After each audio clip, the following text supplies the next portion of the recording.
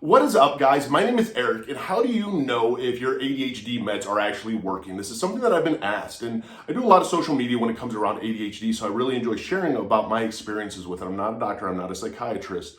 I got diagnosed ADD at 13, re-diagnosed ADHD at 17, and everyone will usually ask, like, I'm prescribed this stimulant med, whether it's Adderall, Ritalin, Vyvanse. How do I know if it's working? And here is what I've learned through my experience. If you're new to the channel, hit the like and subscribe button. You're gonna know that day. The day that you take this for the very first time, you are going to know if it works or not. I mean, that's how stimulants work. And a lot of times I don't think doctors tell us that. I mean, mine never did.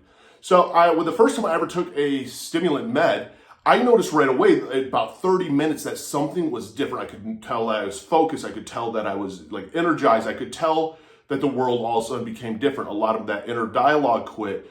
It was really amazing. The first experience I had around ADHD meds was great. Like, I felt normal for once. I could function, slow down, focus, engage. Like, I felt smart and I felt normal.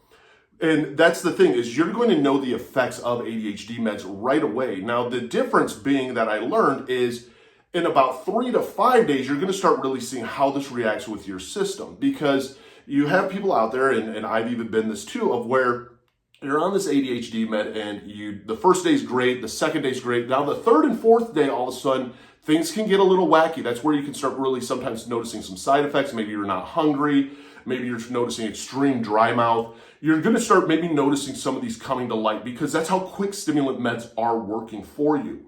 And I think the key is that I learned is keeping in contact with your psychiatrist. That's why it's so important to have like a psychiatrist who is a ADHD specialized, and letting them know, like, hey, I'm going to call the office and leave a message, let them know after 5 days how you're feeling on this med. Let them know 8 days later or a week later if something starts to go wrong. It's really important to communicate with your doctor, and I don't think we realize that, and almost like we don't want to be a burden to them. But I think it's very important when you're first on these meds, because you don't know what to expect. When I first took an ADHD med, like a lot of people, you're like, oh, it's kind of like an SSRI or an antidepressant. It's going to take like 30 days for me to really notice the difference. No. Now, if you're on a non-stimulant ADHD med, yes, it does take about 30 days. It has to build up in your system.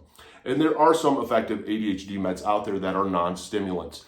But when it comes to a stimulant med, you're going to notice right away.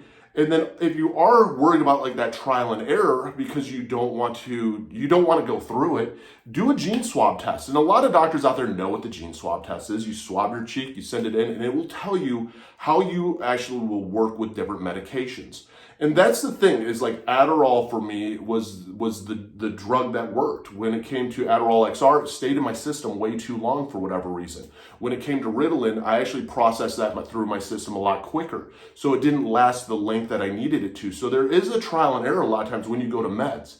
And the thing is if you don't take your med over the weekends or you miss a day, it doesn't hurt you. It doesn't reset the clock. If you don't take your meds for a week, it doesn't reset the clock. As soon as you take your meds again, you're going to have the instant effects again. And that's the thing to keep in mind. And yes, I do take breaks with my ADHD meds. I usually don't take them at all on the weekend, because you can build a tolerance. Your brain does become a little dependent on dopamine when it comes to ADHD meds. And with that, to offset it, yep, I don't take it. I talked to my doctor about it. I do take some other different supplements during the weekend just to make sure I have enough focus to be productive, but it's not something where I'm taking it every single day, because I don't want to build a tolerance up to it. Because the other side is I see people who are taking like 60 milligrams of Vyvanse, and I'm just like, geez, I take 10 milligrams between 7:30 and 8 a.m., and then I take another 10 milligrams between like 12:31 usually. And that's my dose. 20 milligrams of Adderall in a day is a very low dose. And I'm not hyper-focused. I'm not a zombie. I'm very productive. I'm very energized. I have just enough focus but where I'm not hyper-focused, if that makes sense. But I've learned all this through trial and error with my doctor, communicating with them, trying the right meds, realizing how these work in my system. And that's what it's all about. Communication with your doctor is everything to find that right golden just combination for you, because we are all a little bit different. And that's why I share. If you haven't hit the like and subscribe button, hit the like and subscribe button, comment your experience down below. Because the more that we share our experiences, the more that we share what we've been through, the more that it helps people through this. When I was diagnosed at 13, this is back in the 90s, I got diagnosed with ADD. I didn't know anything about it. Got re-diagnosed with ADHD. And yes, these had been around for a long time, but there wasn't a lot of information on it. There wasn't a lot of different medications on it.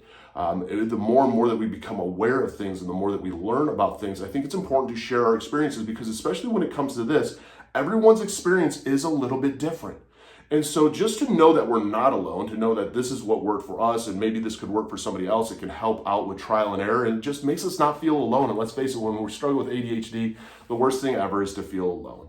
And so for the ones out there who are going through it, it is a process. Make sure you're working with a psychiatrist who is all about ADHD. Makes it a heck of a lot easier than just going to like a family practitioner. I learned out of my personal experience.